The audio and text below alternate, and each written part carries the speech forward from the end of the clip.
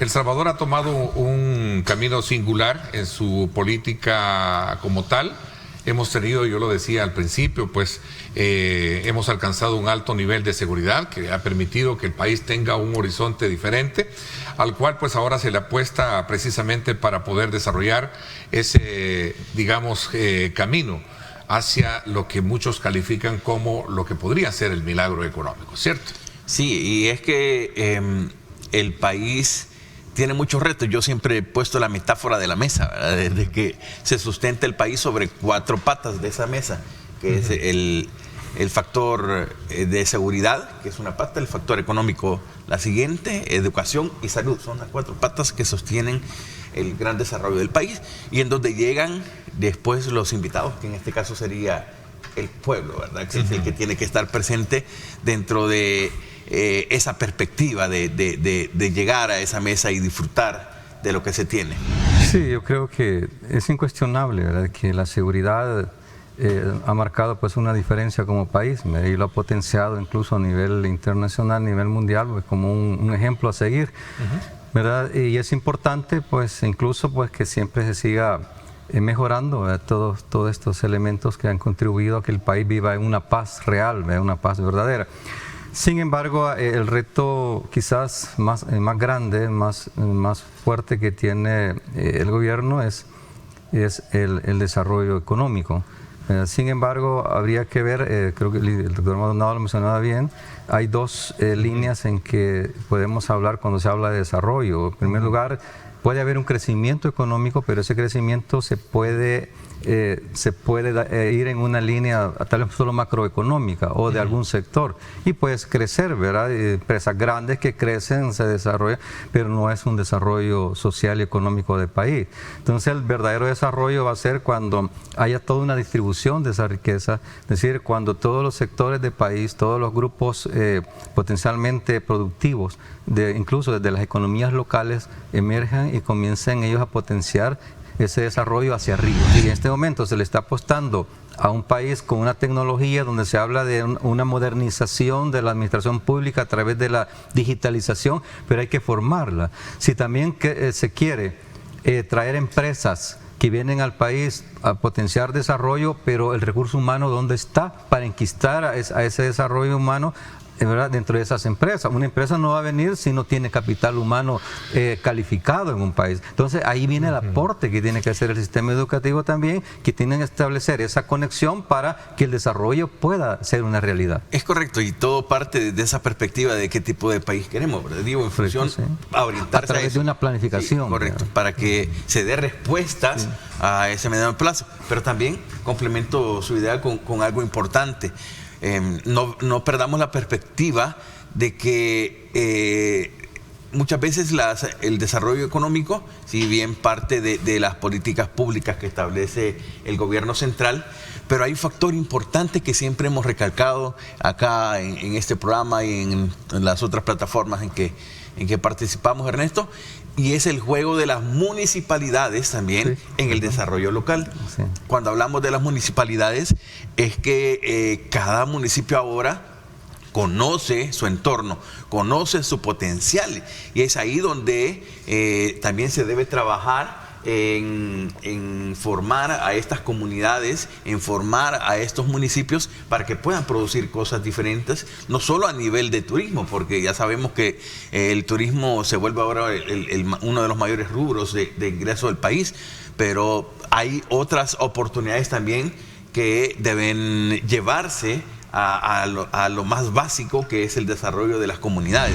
El término desarrollo o como se debe manejar, debe ser un sinónimo de innovación, y la innovación debe entenderse como una forma inteligente de hacer cosas mayores con menos elementos, y a involucrarse, como ya bien lo mencionabas, Ernesto, de ahora de factores tecnológicos, por ejemplo, de producción. Son condiciones, como dice él, ¿verdad? Que organismos financieros, para todos sabemos que ya está ahí un acuerdo, creo que ya es de manera oficial, y que se está sintiendo precisamente en aquel, porque que está detrás de la cámara. Seguramente nosotros estamos acá bien perfumados, pero allá afuera está mucha gente que también tiene un horizonte un poco gris, saber de que se quedó sin trabajo y un momento solidario para todos ellos. Lo que sí está claro es que hay que modernizar la administración pública, ¿verdad? En todas sus áreas, ya no ser vista como la fábrica de empleo, aquello donde solamente por dádiva política y llenaban todos los ministerios. Y eso no potencia desarrollo, pues al contrario. Para eso es necesario crear lo que usted decía, esos factores de productividad micros locales, ¿verdad? Que potencien, porque que deben darse de abajo. Correcto, porque es ahí donde la economía familiar se beneficia. Sí, ¿cuánto tiempo puede durar esa medicina amarga? Bueno, eso dependerá, primero dependerá mucho de las estrategias que el gobierno implemente para poder hacer crecer. O dar un antídoto que sea menos duro también, porque es la idea.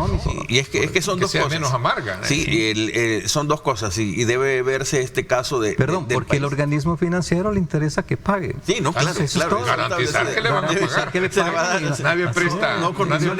cuáles sean las condiciones debe del país. verse si estas condiciones de pago, ¿verdad? No otros elementos. Y por eso es que a los acuerdos que se llegan o que se llegaron, si se fijan, no son tanto a nivel de estructuras de gobierno, sino que se vienen más a nivel de control municipal, de bajarle a la inversión del gobierno, sobre todo en tasas o en pagos de empleo, etcétera.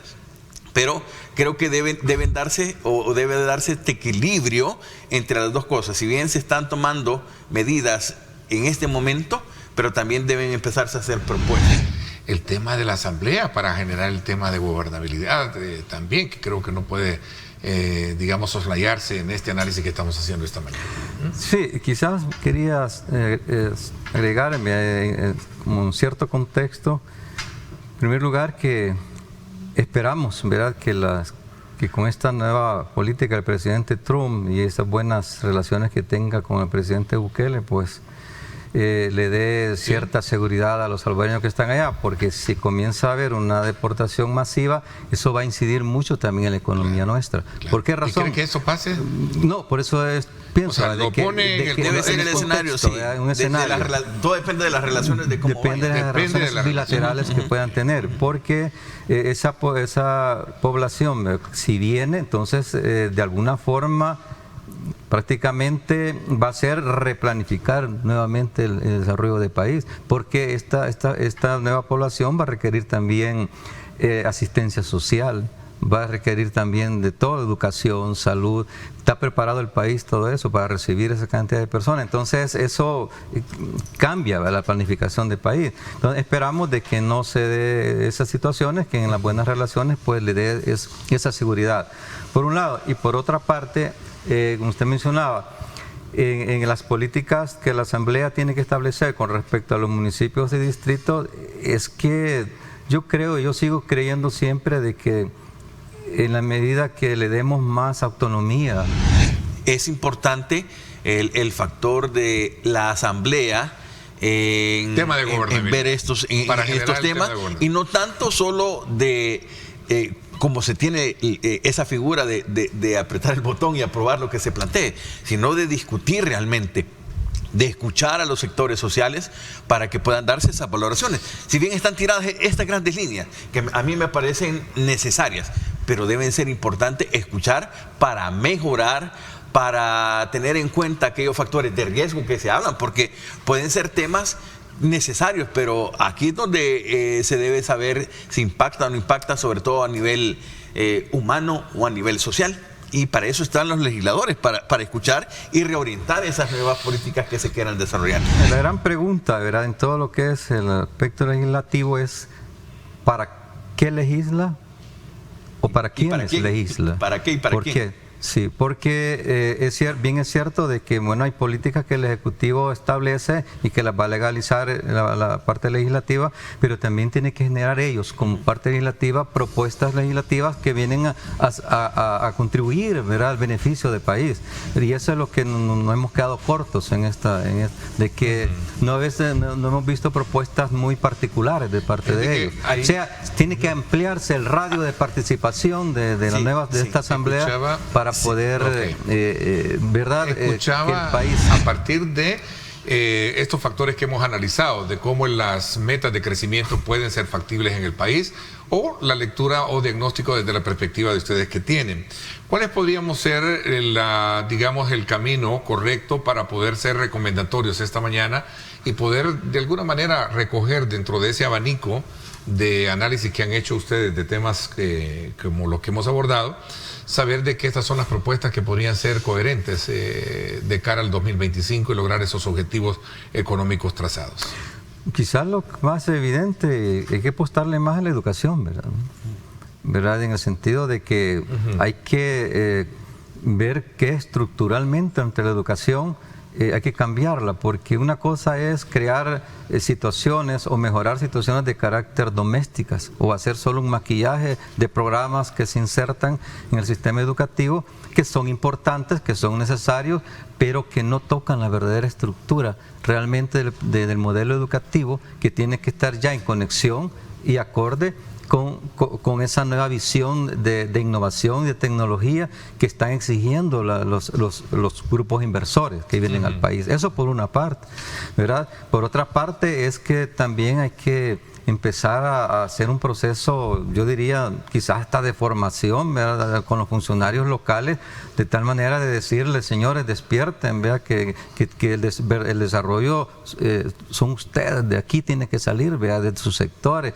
potenciemos. Entonces, no sé, habría que formarlos, habría que llamarlos, crear todo un andamiaje, ¿verdad?, para aquellos que aprendan a identificar y aprovechar la tecnología. Yo lo decía al principio, la tecnología el aprovechamiento misma de la tecnología hoy con toda esta nueva modernidad. Porque, solo para cerrar, en la medida que se fortalezcan, ¿verdad?, los programas sociales, tanto de salud como de educación, ¿verdad?, de infraestructura también, eso es lo que realmente da una visión de desarrollo. Y creo que el mayor reto que tiene el gobierno como gestor principal de políticas públicas, digamos, de hacer valer estas políticas públicas, es centrarse en la persona nuevamente y no tomar el tema económico como lo principal. Y centrarse en la persona implica esos factores, como por ejemplo determinar qué tipo de país queremos, y en la medida de qué tipo de país queremos, vamos a formar a ese ciudadano. El perfil del y dentro de ese ciudadano vienen el apoyo de los programas sociales, que tienen que ver sobre todo con educación y salud. Y para mí hay ciertos retos, más que, digamos, determinar la orientación hacia eso, mientras se perfila al ciudadano que queremos, hay nuevos retos que van mucho más allá solamente del factor económico. El motivar a nuevo liderazgo político, en realidad es esencial. Liderazgo político se refiere a personas que en realidad estén interesadas en el país y que hagan nuevas propuestas de desarrollo, y ya no tanto solo ser una oposición simple que se queda en protestas básicas, sino que en realidad formar escuelas nuevamente políticas con tendencias modernas. Aparte, el tener las finanzas públicas un poco más claras, que no solo conlleven al despido, sino que también... Que no solo sean despidos, ¿verdad? Sí, correcto, sino que se pueda minimizar con otros factores, inversiones gastos, en otros rubros menores, ¿verdad? O el gasto público en salarios, o ver el control de la corrupción, que debe ser otra cosa clara e importante. Y dos cosas que sí pueden ser básicas dentro de acciones inmediatas: valorar el costo de la vida, que muchas veces no solo depende del factor local, sino que emerge de impacto de acciones extranjeras como el combustible, el impacto del medio ambiente, que por ejemplo que cierra fronteras o se pierden cosechas a nivel internacional, sobre todo a nivel de Centroamérica, que es donde nos proveen la alimentación. Empezar a generar propuestas agrícolas. Hay que apostarle mucho al agro para tener una seguridad alimentaria.